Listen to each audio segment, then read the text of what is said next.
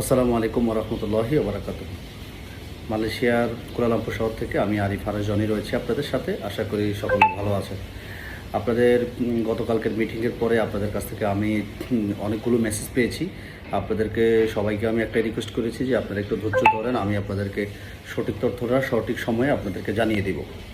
তো গতকালকের মিটিংয়ে বাংলাদেশের মানব সম্পদ মন্ত্রণালয়ের উপদেষ্টা ডক্টর আসিফ নজরুল স্যার অনেক একটা ভিডিও বিবৃতি দিয়েছে। আপনারা সেটা অবশ্যই দেখেছেন, আমি আমার ফেসবুক পেজে সেটা আপলোডও করেছিলাম।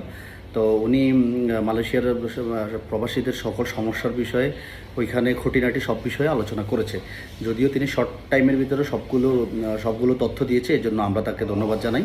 কেননা বাংলাদেশের মিডিয়াগুলো সঠিক তথ্যটা দিতে পারে না, ওরা হয় অতিরঞ্জিত বলে, নাহলে কোনো না কোনো মিস্টেক তারা করেই থাকে। আমরা এই পর্যন্ত যতটুকু দেখেছি। তো মালয়েশিয়ার মানব সম্পদ মন্ত্রণালয় এবং বাংলাদেশের মানব সম্পদ মন্ত্রণালয় গতকালকে যে মিটিংটা হয়েছিল, সেই মিটিংটার উপর নির্ভর করে আমার কাছে অনেকে তথ্য জানতে চান। আমি আপনাদেরকে আগেও বলেছি, যেহেতু 21শে মে এবং 22শে মে বাংলাদেশের ঢাকাতে আরেকটি মিটিং অনুষ্ঠিত হবে, তাহলে গতকালকের মিটিংয়ের সকল বিষয় চূড়ান্ত হয়ে যাবে। বিষয়টা এরকম নয়। তবে কালকের যে মিটিংটা হয়েছিল সেখানে দুই দেশের বিভিন্ন পয়েন্ট, বিভিন্ন বিষয়ে সম্মতি দিয়েছে। বাংলাদেশ থেকে মালয়েশিয়া সবচাইতে বেশি কর্মী নিবে, এটাও তারা জানিয়েছে। তো এবং যে অবৈধদেরকে বৈধতা দেওয়ার বিষয়টা মানব সম্পদ মন্ত্রণালয়ের উপদেষ্টা মালয়েশিয়াকে রিকোয়েস্ট করেছে, তারা সেটি বিবেচনায় রেখেছে। এবং যে মাল্টিপল ভিসার বিষয়টি, সেটাও তাদেরকে জানানো হয়েছে, তারা সেটাও বিবেচনায় রেখেছে। তবে এবং বাংলাদেশের শ্রমবাজারটি সবার জন্য উন্মুক্ত করার জন্য মানব সম্পদ মন্ত্রণালয় মালয়েশিয়ার কাছে রিকোয়েস্ট করেছে। তিনি সেই বিষয়েও বলেছে যে বিবেচনা করবে, কিন্তু উনি কোনো গ্রান্টেড দেয় নাই। তো সেই ক্ষেত্রে আমরা বলতে পারি, আপনার অবৈধদেরকে বৈধতার বিষয় এবং কলিংয়ের বিষয় এবং মাল্টিপলের বিষয়, এগুলো এখনও বিবেচনাধীন। এগুলা নিয়ে এখনও বিস্তৃত আলোচনা এবং মালয়েশিয়ার বিভিন্ন মন্ত্রণালয়ের সাথে আলোচনা করে দেন এগুলোর সিদ্ধান্ত নেওয়া হবে। তো সেজন্য আজকের মিটিংটা মোটামুটি গতকালকের মিটিংটা সম্মতি পর্যায়ে এসেছে। বিভিন্ন পয়েন্ট দুই দেশ সম্মতি পোষণ করেছে, কিন্তু চূড়ান্ত সিদ্ধান্তটা আসবে 21শে এবং 22শে মে ঢাকায় মিটিংটা হওয়ার পরে। তো আপনারা যারা মালয়েশিয়ার জন্য পাসপোর্ট গ্রহণ শুরু করে দিয়েছেন, বিজ্ঞাপন শুরু করে দিয়েছেন, আপনাদেরকে আমার কোনো বলার কিছু নাই। শুধু আমার ফেসবুকে যারা যুক্ত আছেন তাদেরকে আমি এতটুকুই বলবো যে আপনারা একটু সতর্ক থাকেন। এখনও চূড়ান্ত সিদ্ধান্ত আসে নাই, আসলে ইনশাল্লাহ আমি আমার পেজে এবং মিডিয়াগুলো প্রচার করে, মিডিয়াগুলো যদিও অতিরঞ্জিত অলরেডি প্রচার করে দিয়েছে, কিন্তু বাস্তবতা এখনও এত দূর যায়নি।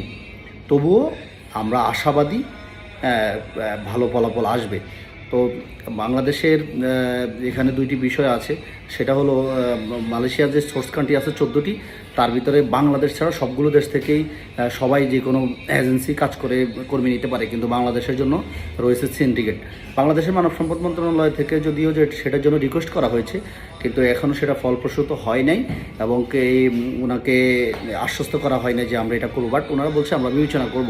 তো বিবেচনার বিষয়টা এখনও যেহেতু কনফার্ম না, তাহলে আমরা অনেক কিছুই বলতে পারি, কিন্তু এখন না বলাটাই উচিত। আমরা শেষ পর্যন্ত দেখি কি হয়। যদি বাংলাদেশের ভাগ্য হয় সিন্ডিকেট ছাড়া, তাহলে কর্মীদের জন্য হয়তো বা একটু ভালো সুখবর আসতে পারে। আর সিন্ডিকেট হওয়ার সম্ভাবনাটাই বেশি, যেটা আমি আমার ছোট্ট মস্তিষ্কে আমি বুঝি। তারপরেও আমরা 21-22 মিটিংয়ের পরে ইনশাল্লাহ বিস্তর আলোচনা করব এবং আপনাদেরকে আমরা জানিয়ে দেবো ইনশাল্লাহ। তো সবাইকে আমি এতটুকু রিকোয়েস্ট করবো, আপনারা ওই সময় পর্যন্ত অপেক্ষা করুন। এখনই কারো কাছে জিম্মি হওয়ার দরকার নাই, কারণ এখনই তো সময় শেষ হয়ে যায়নি। আপনি অপেক্ষা করেন, এতদিন অপেক্ষা করছেন। অনেকেই আমাকে এত মেসেজ দিচ্ছেন, মনে হচ্ছে যে আমি বললেই উনি আজকে জমা দিয়ে দিবে। এই মনোভাব, আপনাদের এই অতি উৎসাহী মনোভাব কিন্তু আপনার জন্য ক্ষতিকর। অতএব বিবেচনা করুন, স্থির হন, সিদ্ধান্ত নিন, দেন আপনার কাজের জন্য অগ্রসর হন। সবাইকে ধন্যবাদ। আসসালামু আলাইকুম।